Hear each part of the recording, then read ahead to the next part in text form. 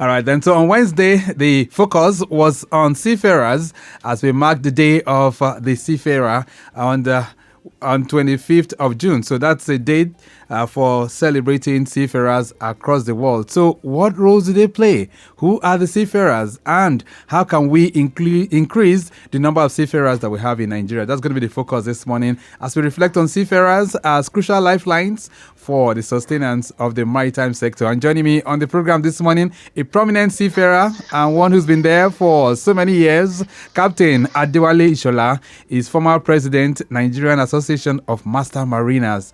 Captain Ishola, nice to have you. Good morning. Victor, good morning. Long time.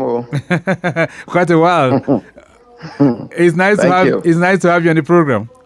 It's a great pleasure. All right. So how do you feel that at least the world focused on you guys that are talking about the seafarers on Wednesday, and of course the focus is still on till today. So how do you feel? Well, we feel honored. Actually, the program started 2011. We, Master Mariner, we organized a parade at Onikon, which is Mobility Johnson Arena now. Okay. It was great, beautiful. All cadre of seafarers came around to do march past. And we discussed our challenges and encouragement to upcoming new seafarers. And that was the time when even the IMO now said they wanted our women to now come to sea. That's right. So that was a great response. You can see that we now have a lot of women now. Not only, that's why we don't call ourselves seamen. It's because it's not seafarer, because it's gender friendly now. Right, which is very, very So good. I feel proud that the United Nations, through IMO, recognized seafarers. And if you remember, during COVID-19, people now knew the importance of seafarers because while airports were shut, no planes were flying, seaports were open. Right. Ships were working. During the COVID-19 period, we were under tremendous pressure because. Yeah, so I'm sorry. Yeah, I know you have some noise at the background, which is quite natural. Sorry, I've removed that aspect. Yes. So, but let's just connect with you and find out your own journey in the seafaring business for these years. So, how many years have you been in the industry? This is my 51st year. Wow, that's 5. I went to sea in 1974 as a deck cadet. Quite a long time, 5 decades. Yeah, 51st year. By August, it will be 51 years that I went to sea. And how's it been, all these 50 years of your expedition?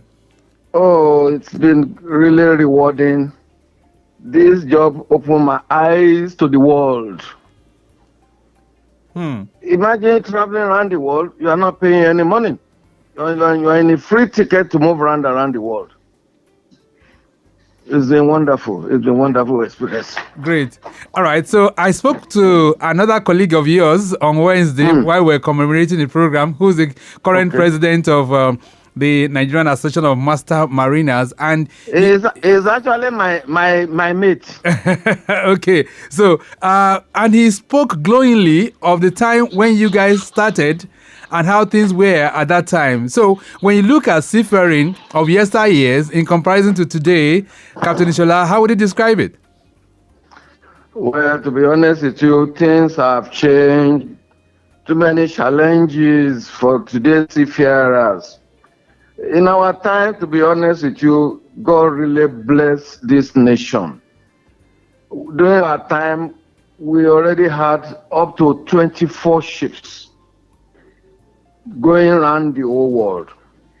So the pressure of sea time was not a problem for us. We were all being trained in the UK. And everything was programmed. Everything was done. Seamless.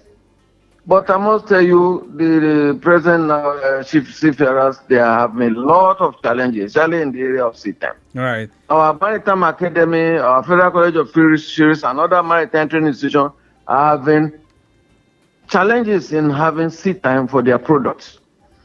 And even the Masters NSDP program is also suffering the same issue. So those are the biggest challenges the current seafarers are facing, and I don't envy them at all. I really pity them a lot. But some of them still come to me to assist them to get placement on ships. I wish I could help more, but things are difficult, to be honest. And if our government could listen to us, we can still have a shipping company. In our time, we were only handling dry cargo ships. But Nigeria is blessed with oil. Who carries our oil? It's the owner of the buyer of the oil that carries the oil from Nigeria. So that's a big problem about our trade terms. Right. So in terms of, if the foreigners are the ones freighting our ships abroad, it means that we're losing a lot in terms of capital flight. And the government and Nigerians, our economy is suffering for it. We are losing a lot of money to the foreigners. When they come, their ships come to carry our cargo, and they also earn the freight, insurance. You can see the multiplier effect. Because of our trade terms. Yes. Then when we're also importing is CIF. Right. So the vessel we are buying from is the one that he also handles the cost of the freight, handles the insurance, and bring everything to us here. So on both sides, we are losing. Which is quite unfortunate. And our government don't seem to understand the issue. We are losing on both sides. All right. I know that there's an active program coming up, the CVFF disbursement, and I'm hoping that will change the dynamics. But getting into the world of the seafarers now, you guys spend such a long time on sea. Captain Ishola, talk to my listeners this morning. How is it that you maintain mental balance and resilience while on sea for so long? Well, let's give glory to God. When you enjoy what you are doing, and when you are passionate about what you are doing, and when you are seeing wonderful benefits of what you are doing, you are touching lives, you are engaging in international trade, and you are also training the younger ones working with you.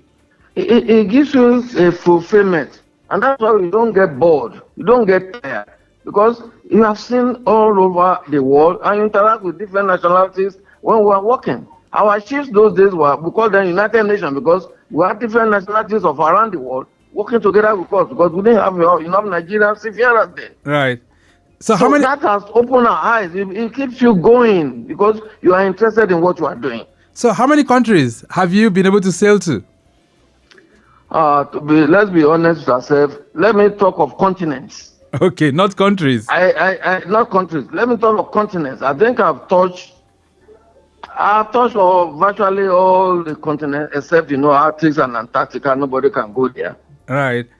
And where I couldn't go, that's Australasia. I've not been to that area. But to be honest, talk to Far East, Japan, Singapore, Hong Kong, South Korea. We've gone to all those areas. Then we come to Europe, in the Black Sea. I've gone to Bulgaria, I passed through Turkey, passed through Greece. Wow. Went to Italy, went through France, Germany, talk about Netherlands, Belgium, name. Even, of course, I've been to Russia, when that place used to be Leningrad. Right. I already mastered then. I said there, I went there, the place that is now called St. Petersburg. I went there. Of course, we are training in UK, so all the UK ports I've gone to. We go to London, that's Tilbury port there. Of course, Liverpool is a major port. Okay. Then you go to Southampton area, Portsmouth area. Then you go to the northern part, that's Glasgow, which is in Scotland. Right. Then I've gone to Ireland, that's the Republic, that's Dublin. Then of course I've gone to the North America too. And all this. I've been in Canada. So you were selling to Quebec, Montreal to bring a ship for a Nigerian ship owner. Right. Then I've also gone to South America, Suriname. Wow. The port called Paramaribo, because our vessel I was managing the vessel that time was trading between Suriname, Trinidad and Tobago, Barbados, or that area around the Caribbean. So I've gone through all the continents to the glory of God. This is very, very rich. This is very rich, and of Captain. course, in Africa, I've gone through all the major ports in West Africa. I've gone through, starting from Senegal, Gambia, Freetown, Liberia, come to Cote d'Ivoire, right? Ghana, Togo, Benin Republic, up to Cameroon. All right. So Captain Ishola, I know the list is Angola, the list is endless. Africa, Maputo, Mozambique. All right. I know the list is endless, Captain Ishola, but let's just move on. Oh yes. And India, of course. Right. But let's just move on. India. Let's just move on. So you are a master mariner at the moment, and people will be wondering, who are those that we refer to as master mariner? I mean, what are the categories of seafarers that we have? Well, categories I will divide into three according to what we call SCCW, that's Standard of Training Certificate of Watchkeeping. You have the management cadre, which is the master, that's the captain, chief engineer, chief officer, second engineer. Right. Those the management level. Then you come to operational level, where you have the officers, that the second officer, the third officer, third engineer, the fourth engineer, and then the electro technical officer. Now, we used to call them electrician. Then you used to have a catering officer, you have purser, then you used to have radio officer. We don't carry the officer nowadays. The officers do all the communication for distress nowadays through what we call Global Maritime Distress and Safety System. Right. Then you have the support level. That is those who work and maintain the vessel for us. The support, we call them the ratings. Okay. So that's the able-bodied seafarers. We have the boatswain, you have the oilers, you have the ABs, you have all these categories. Then you have the cooks. Of course, we have to eat now. You know, Right. they cook for us now. Wonderful men, wonderful cooks we used to have. Then we have the stewards that serve us, that clean the accommodation for us. Then you have laundrymen that also clean, wash our beddings and all those things, and iron our clothes for us. So there are many categories of jobs on the vessel. So and everybody had to go to certain level of training and certification, because these are professional courses.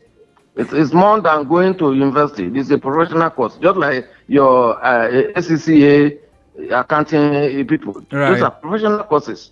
Right. They are not only the academic side. They are the specific professional training and certification you have to go. We call them certificate of competence. Right. All right. So how dependent is the maritime industry on seafarers like you, your expertise and your skills?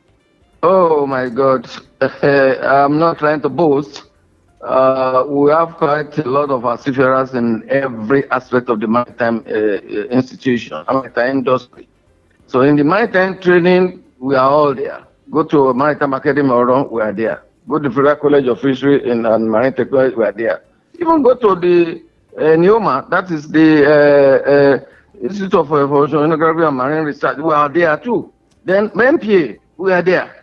Because we are the harbor masters. We are the ones that are the pilots that bring ships in and out and manage the waterways. Then you go to Shippers Council, we are there. Even our colleague was executive secretary at the time there, late Captain Adewale. Right. Then NIMASA, of course, that is our home. Because we are the maritime experts. So you are everywhere.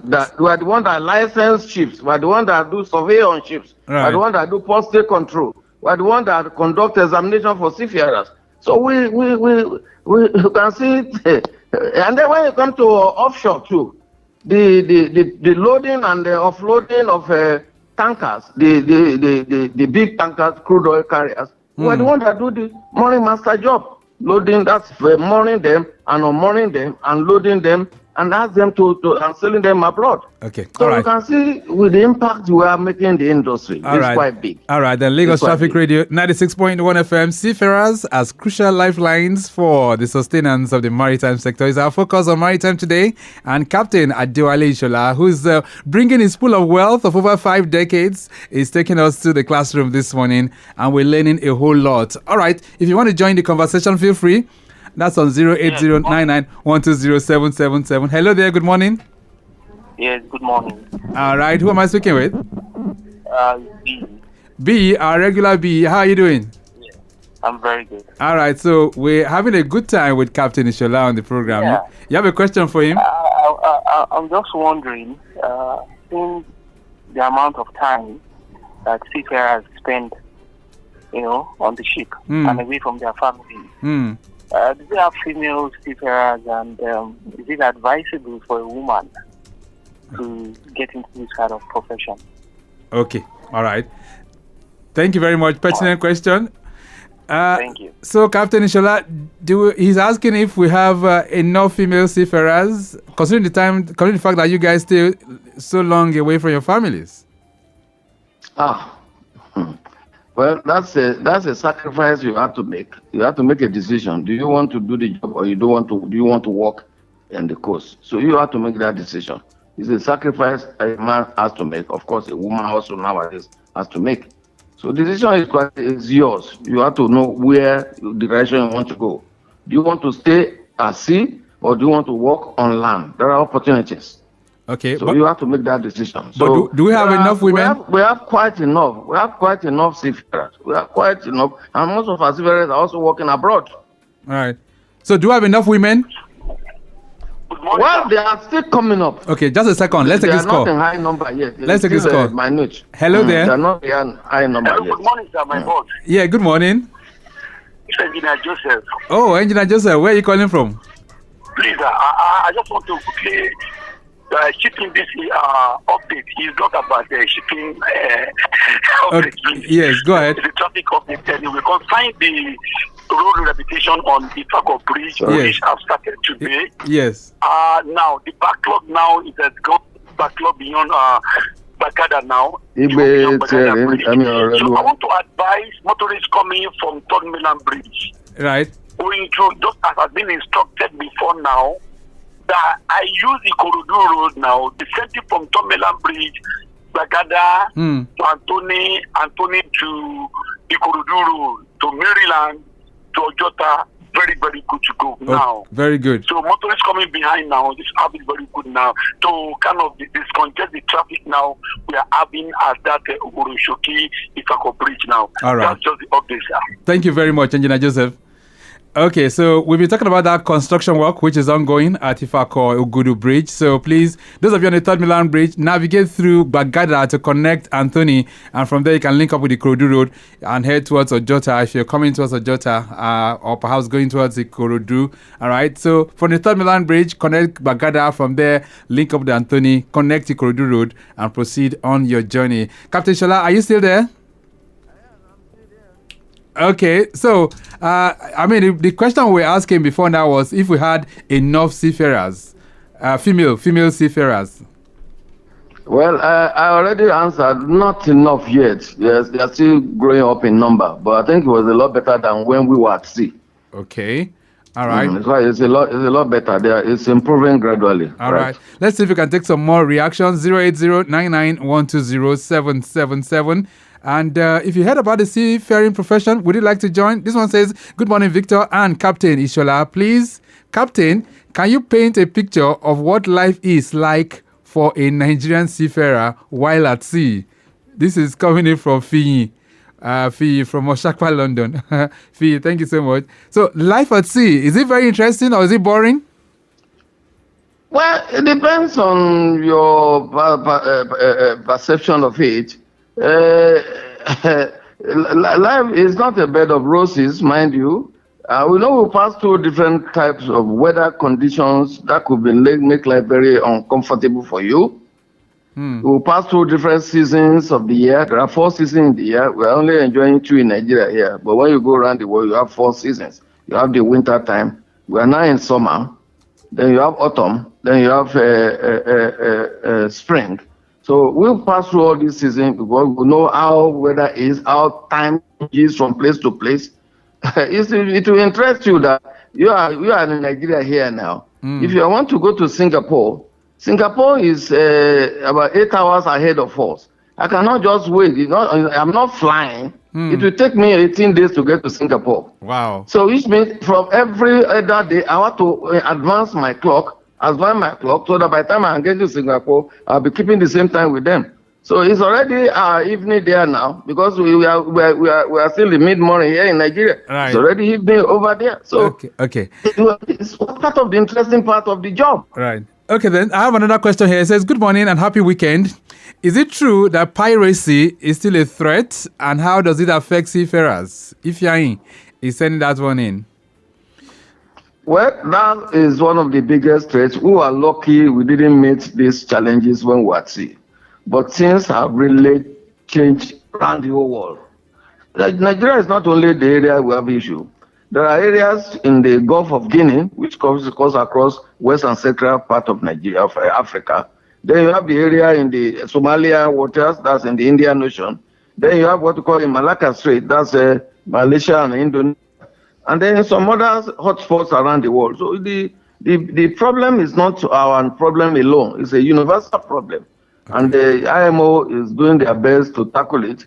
And that's why the one of the Somalia died down because the world navies centered in put all their bases in Djibouti, which is around the Horn of Africa. Right. So we were able to tackle piracy in that area. That's why the thing died down there. So and we also need such support in the Gulf of Guinea, where the world navies can assist us because Nigeria alone can't handle it. And we are the leader in the West and Central Africa. Right. So we need support from other navies around the world to check on these pirates. All right. So, Captain Ishola, your experience is very, very vast. And same for the current president of the Nigerian Association of Master Mariners. But people like you, your generation is wearing out. So what are we doing to encourage more seafarers in Nigeria? Well, to be honest with you, we are not just folding our arms as an association. We have other younger members who are joining us who have just qualified or who were just qualified a few years ago. So we are having what we call a career path that we are already having training of people who are coming behind us. So we are giving training here and there.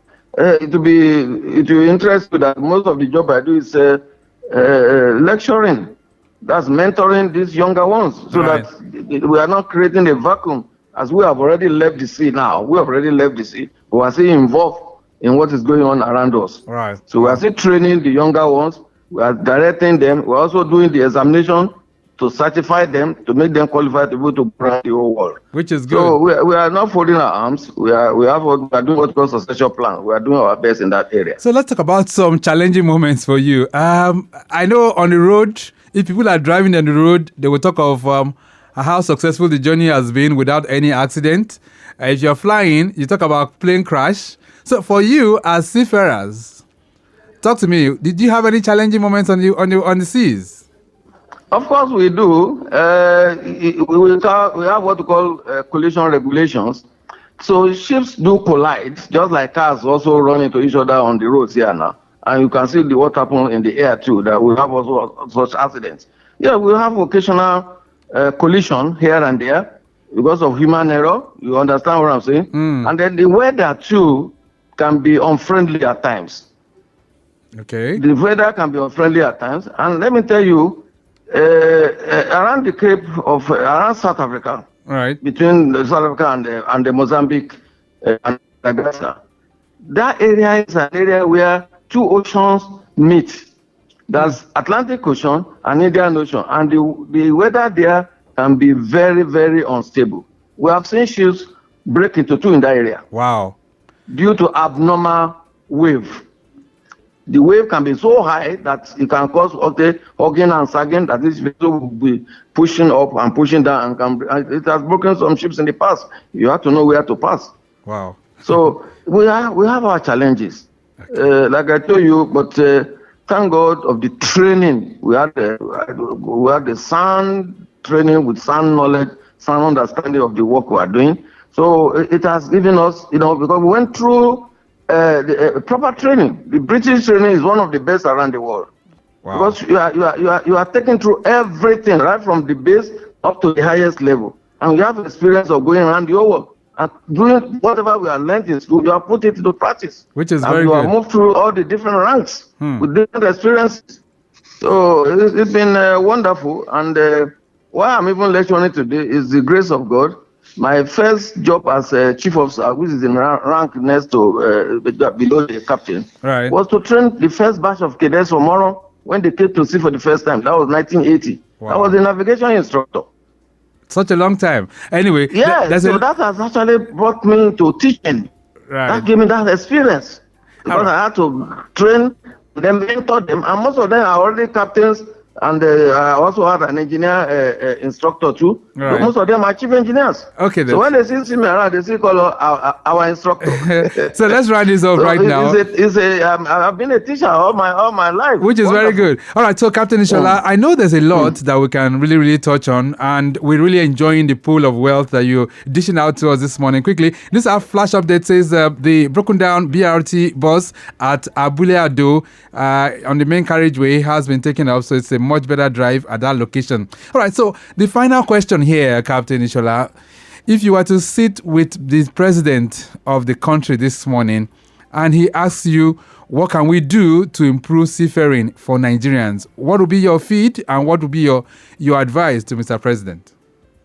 Well, the first important thing is that we need to have a shipping line back. We need a national fleet back. Because if you remember time of ECOMOG, I don't know whether you are aware of ECOMOG. All right. Okay. We were involved in transporting because we have national ships. Well, transporting our soldiers, equipment of the military to the war front. If you do that now, you are going to pay through your nose because the charterers don't care. They just charge you dollars per day, many $1,000 per day.